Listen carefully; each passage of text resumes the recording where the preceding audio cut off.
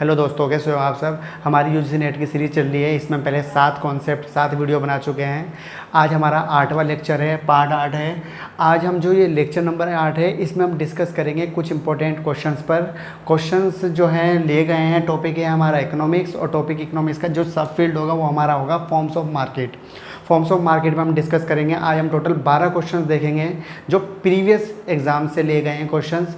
पहले दोस्तों मार्केट के बारे में आपको बता देता हूँ। मार्केट जो होता है, मार्केट का डिवीज़न 2 टाइप से करते हैं। एक को बोलते हैं परफेक्ट कंपटीशन मार्केट, एक दूसरी मार्केट को बोलते हैं इम्परफेक्ट कंपटीशन। जो इम्परफेक्ट कंपटीशन मार्केट होती है, इसके अंदर भी 3 सब मार्केट होती हैं, जिसे बोलते हैं मोनोपोली, मोनोपोलिस्टिक कंपटीशन और ओलिगोपोली।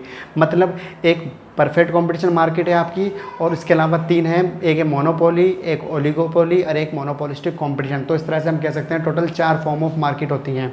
एक होती है डुओपोली मार्केट। डुओपोली मार्केट के अंदर केवल 2 ही फॉर्म पाई जाती हैं, इसलिए इसे डुओपोली मार्केट बोलते हैं। ठीक है दोस्तों, आपको ये समझ आ गया होगा जो मैंने बताया है। चलिए आज की क्लास शुरू करते हैं।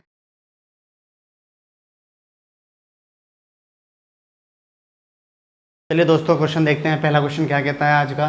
पहला क्वेश्चन है price discrimination is a feature of. Price discrimination क्या होता है पहले तो आप समझ लो। प्राइस डिस्क्रिमिनेशन का मतलब होता है एक ही प्रोडक्ट का अलग अलग बायर से अलग अलग प्राइस लेना, प्राइस डिस्क्रिमिनेशन कहलाता है। और प्राइस डिस्क्रिमिनेशन कौन सी मार्केट की फीचर होती है? परफेक्ट कंपटीशन की, ओलिगोपोली, मोनोपोली या मोनोपोलिस्टिक कंपटीशन। इन 4 में से आपको एक ऑप्शन चूज़ करना है। तो प्राइस डिस्क्रिमिनेशन कौन करता है? मोनोपोली। मोनोपोली एक फर्म होती है, वो किसी सेलर से अलग प्राइस, किसी बायर से अलग प्राइस चार्ज करता है, तो दूसरे बायर से अलग प्राइस चार्ज करता है। तो दोस्तों पहले वाले क्वेश्चन का आंसर होगा third. Price discrimination monopoly market का एक मेन फीचर है। ठीक है दोस्तों, क्वेश्चन नंबर 2 देखते हैं। Cartel exist in which of the following market. Cartel कौन सी मार्केट की फीचर होती है या कौन सी मार्केट में एग्जिस्ट करती है? तो ऑप्शन देखते हैं हमारे। ऑप्शन क्या है? परफेक्ट कंपटीशन, ओलिगोपोली, मोनोपोली या मोनोपोलिस्टिक कंपटीशन। कार्टेल क्या होता है? कार्टेल में ये होता है कि फर्म्स जो होती है ना, ग्रुप बना लेती हैं। ग्रुप ऑफ फर्म्स बोलते हैं बिजनेस ट्रेड पर्पस के लिए, जिससे कि एक तरह से वो मोनोपोली पावर क्रिएट कर देती है, जिससे कि ज़्यादा प्राइस चार्ज करने की पावर आ जाती है उनके अंदर, और बायर से ज़्यादा प्राइस चार्ज करती हैं। जैसे आपको एक नाम याद होगा कार्टेल का, OPEC, OPEC, organisation of petroleum exhausting countries. तो कार्टेल जो होता है किस में एग्जिस्ट करती है? ओलिगोपोली मार्केट के अंदर। ओलिगोपोली मार्केट की फीचर होती है हमारी कार्टेल। दोस्तों क्वेश्चन नंबर 3 देखते हैं। क्वेश्चन नंबर 3 क्या कहता है? क्वेश्चन नंबर 3 कहता है price discrimination is profitable. Price discrimination कब प्रॉफिटेबल होता है? इसके ऑप्शन है मोनोपोली पावर एग्जिस्ट, आपके पास एक मोनोपोली पावर हो। दूसरा division of division of market. दूसरा है डिवीज़न ऑफ मार्केट, मतलब मार्केट को आप डिवाइड कर सकते हैं दो पार्ट में, 3 पार्ट में, 4 पार्ट में। इस तरह से अगर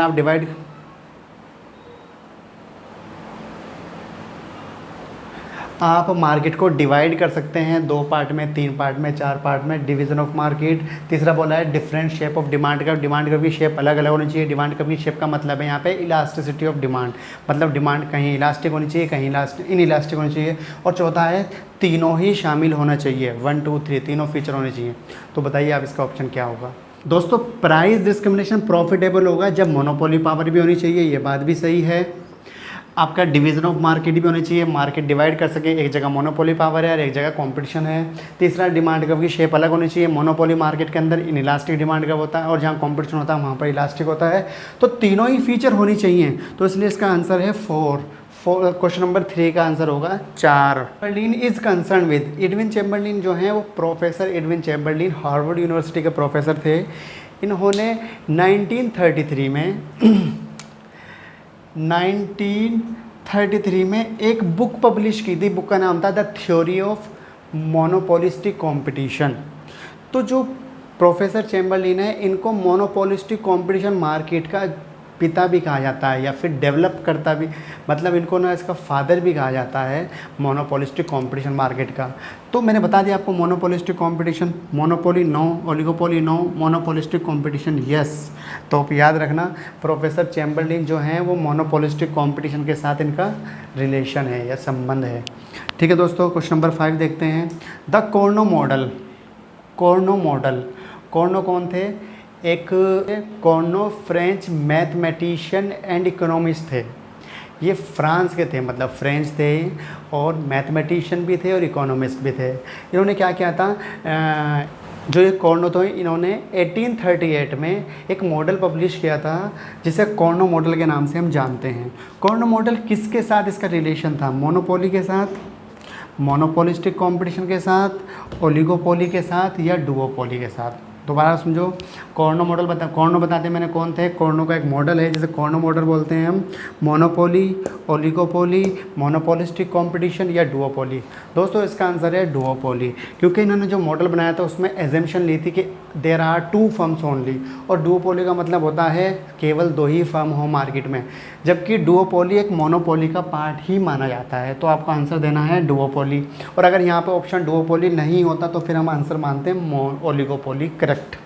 ठीक है दोस्तों, क्वेश्चन नंबर 5 भी आपका कंप्लीट है। Question number 6, question number 6, reaction curve is use in which, reaction curve is used in which of the following model? कौन से मॉडल में रिएक्शन कर्व का यूज किया गया था? सूजी मॉडल, कोर्नो मॉडल, स्टेकलबर्ग मॉडल या नन ऑफ दीज? दोस्तों जो ये रिएक्शन कर्व थे, रिएक्शन कर्व का यूज़ किया था कोर्नो मॉडल ने, थे रिएक्शन कर्व का यूज़ करके कोर्नो मॉडल एक्सप्लेन किया गया था। तो इसका आंसर भी क्या होगा? Cornu model. कोर्नो मॉडल में रिएक्शन कर्व का यूज़ किया गया था जिससे कि फॉर्म का इक्विलिब्रियम इस्टेब्लिश किया जा सके। ठीक है दोस्तों, ये 6 क्वेश्चन हो गए। कुछ क्वेश्चन और देखते हैं आगे।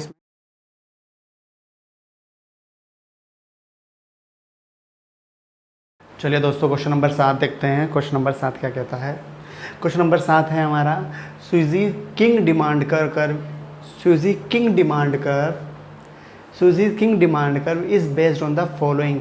मतलब सूजी डिमांड कर्व किस पर बेस्ड है, किस पर डिपेंड करता है? तो ऑप्शन है हमारे फ्री एंट्री एंड एग्जिट, मतलब free entry and exit of firms, क्या ऐसा कुछ होता है? प्राइस डिस्क्रिमिनेशन पर बेस्ड है, इंटरडिपेंडेंसी या नन ऑफ दीज? तो दोस्तों आपको पता होगा, आपने पढ़ा होगा सूजी किंग डिमांड कर्व के बारे में। अगर आप सूजी किंग डिमांड कर्व के बारे में आप पूरी डिटेल चाहते हैं, मैंने एक वीडियो बनाई है, मैं इसका लिंक दे दूंगा आई बटन पर। यहाँ आई बटन पर आप क्लिक करके हमारी ये वीडियो देख सकते हैं। सूजी किंग डिमांड कर्व आप पूरी डिटेल में समझ आ जाएगा। फिलहाल मैं आपको बता देता हूँ, ये इंटरडिपेंडेंसी बिटवीन फर्म पर डिपेंड करता है। तो 7th का आंसर तीसरा है, बट आप इसे डिटेल में समझिए, इस वीडियो को चेक करिए आप, बहुत अच्छे से आपको समझ आ जाएगा ये टॉपिक। ठीक है दोस्तों, क्वेश्चन नंबर 8 क्या कहता है? Most profitable condition of a firm is, firm के लिए मोस्ट प्रॉफिटेबल कंडीशन क्या होती है? M R equal M C and M C rising. दूसरा है M R equal M C falling, M C घट रहा हो, ए आर इक्वल ए सी होना चाहिए या T R equal T C होना चाहिए। दोस्तों आपको पता होगा फर्म की इक्विलिब्रियम कंडीशन भी इसी को बोलते हैं। तो कंडीशन होती है M R equal M C and M C rising, ये सबसे ज़्यादा प्रॉफिटेबल कंडीशन होती है एक फर्म के लिए। ठीक है दोस्तों, 8वें का फर्स्ट होगा। क्वेश्चन नंबर 9 देखते हैं। In short run equilibrium a firm में अर्न, क्या फर्म कमाएगी, क्या अर्न कर सकती है? Profits, losses, no profit no loss या तीनों? मतलब शॉर्ट रन में एक फर्म को प्रॉफिट मिलेंगे या लॉस में जाएगी, या ना प्रॉफिट होगा ना लॉस होगा, या फिर तीनों सिचुएशन पॉसिबल हैं। तो दोस्तों याद रखिए आप, शॉर्ट रन में तीनों सिचुएशन पॉसिबल हैं, तो ये 4th होगा। ठीक है दोस्तों, शॉर्ट रन में आपको प्रॉफिट भी हो सकता है, लॉस भी हो सकता है। नो प्रॉफिट नो लॉस को हम ब्रेक इवन पॉइंट भी कहते हैं, BEP। जबकि लॉन्ग रन में ऐसा नहीं होता, लॉन्ग रन में लॉसेस नहीं हो सकते। ठीक है दोस्तों, लॉन्ग रन की बात अलग है, अलग कॉन्सेप्ट है, वो फिलहाल से साइड करते हैं। क्वेश्चन नंबर 9 का आंसर है हमारा D, मतलब क्वेश्चन नंबर 9 का आंसर है हमारा 4th। ठीक है दोस्तों, आगे बढ़ते हैं। क्वेश्चन नंबर 10 देखते हैं। Game theory exist in which of the following market? Game theory आपने पढ़ा होगा, इकोनॉमिक्स के अंदर गेम थ्योरी कौन सी मार्केट के अंदर एग्जिस्ट करता है, मतलब गेम थ्योरी जो कॉन्सेप्ट होता है कौन सी मार्केट में आता है, मोनोपोली, ओलिगोपोली, मोनोपोलिस्टिक कंपटीशन या परफेक्ट कंपटीशन। दोस्तों ये गेम थ्योरी जो होता है ओलिगोपोली मार्केट के अंदर आता है, जिसमें आपने प्रिजनर डिलेमा भी पढ़ा होगा और रिएक्शन कर्व वगैरह जो डुओपोली मॉडल हैं, ये सब गेम थ्योरी के पार्ट ही होते हैं। ठीक है दोस्तों, आगे बढ़ते हैं। क्वेश्चन नंबर 10 का मैंने 2 बता दिया आपको, ये आंसर है। क्वेश्चन नंबर 11 देखते हैं। द कॉन्सेप्ट कंज्यूमर सरप्लस, आपने कंज्यूमर सरप्लस पढ़ा होगा, इसका नाम सुना होगा। ये कंज्यूमर सरप्लस का जो कॉन्सेप्ट है किसने डेवलप किया था? डेवलप्ड बाय पॉल सूजी, मार्शल, एडम स्मिथ या सैमुअलसन। मतलब कंज्यूमर सरप्लस कॉन्सेप्ट किसने डेवलप करा है? सूजी ने? नो, सूजी का किंग डिमांड का मॉडल था। एडम स्मिथ बहुत पुराने इकोनॉमिस्ट हैं, एडम स्मिथ, सैमुअलसन या मार्शल। दोस्तों इसका आंसर है मार्शल। ये जो कंज्यूमर सरप्लस है ये यूटिलिटी पर बेस्ड कर है और यूटिलिटी पर बेस्ड होता है, और यूटिलिटी कंसेप्ट डेवलप किसने किया था? प्रोफेसर अल्फ्रेड मार्शल ने। तो प्रोफेसर मार्शल का कॉन्सेप्ट है ये। ठीक है दोस्तों, 11 का सेकंड है। क्वेश्चन नंबर 12 देखते हैं। Cement industry, cement industry is an example of, cement industry कौन से मार्केट का एग्जाम्पल है?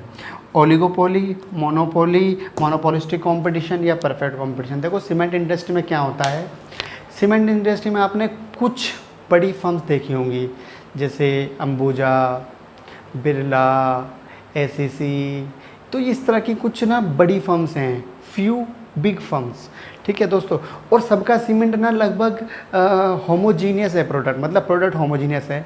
तो जब मार्केट में कुछ फ्यू बिग फर्म्स हो और प्रोडक्ट होमोजीनियस हो या हेट्रोजीनियस हो, कुछ भी हो, तो ये होता है आपका ओलिगोपोली मार्केट का एग्जांपल। ओलिगोपोली मार्केट उस मार्केट को कहते हैं जिसमें फ्यू बिग फर्म्स होती हैं और फर्म का प्रोडक्ट होमोजीनियस भी हो सकता है और हेट्रोजीनियस भी हो सकता है। होमोजीनियस जिसमें बता दिया आपको सीमेंट हो गया, हेट्रोजीनियस होमोजीनियस जिसमें बता दिया आपको सीमेंट हो गया और आयरन स्टील वगैरह हो सकता है, और हेट्रोजीनियस आपके जो हो सकते हैं जैसे लैपटॉप वगैरह हैं आपके, और ऑटोमोबाइल इंडस्ट्री भी इसके अंदर आएगी, वो हेट्रोजीनियस प्रोडक्ट में आ जाएगा।